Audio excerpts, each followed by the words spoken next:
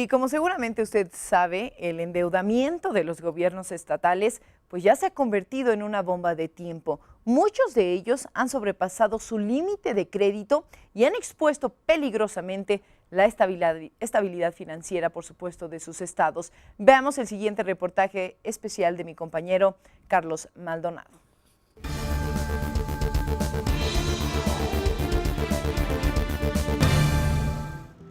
La deuda contratada a la banca comercial por las 32 entidades federativas en México al cierre del 2010 fácilmente podría pagar el presupuesto de educación del 2011, que es de 230,000 millones de pesos, y sobrarían 38,000 millones para el Poder Judicial y 10,000 millones para el IFE. Al cierre de diciembre del año pasado estábamos hablando de alrededor de 280 y tantos mil millones, 285,000, 290,000 millones, es el dato que nosotros tenemos registrado. Es que hay estados que el saldo de la deuda representa más del 100% de sus participaciones federales, que es su ingreso líquido más importante.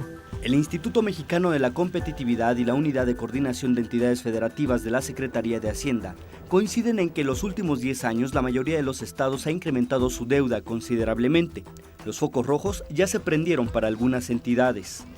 Quintana Roo, Nuevo León, Michoacán, Chihuahua y Sonora. El caso más grave en cuanto a endeudamiento es Veracruz, que en los últimos 10 años su deuda creció por un factor de 200.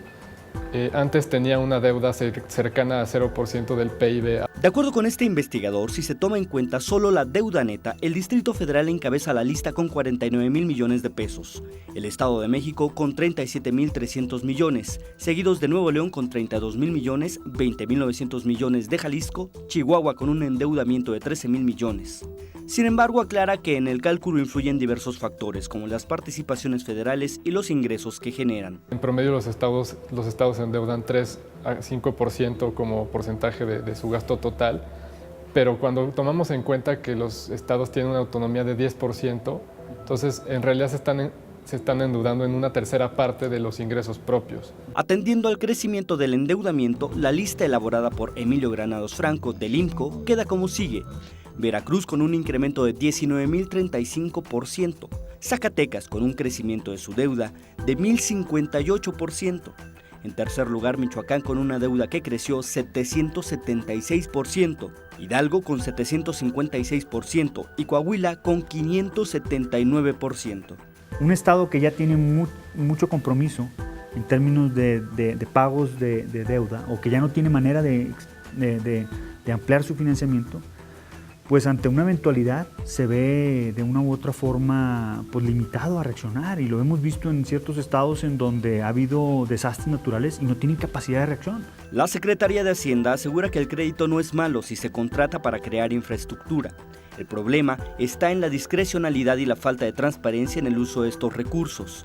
Hacienda reconoce que no está facultada para regular ese endeudamiento. Mucho de ese endeudamiento, desgraciadamente, no va a un destino propiamente productivo, sino pues prácticamente a gasto corriente. La mayoría de ellos no pasa por los congresos locales, y entonces ahí es donde empieza a generarse un conflicto adicional que tiene que ver con la transparencia y rendición de cuentas.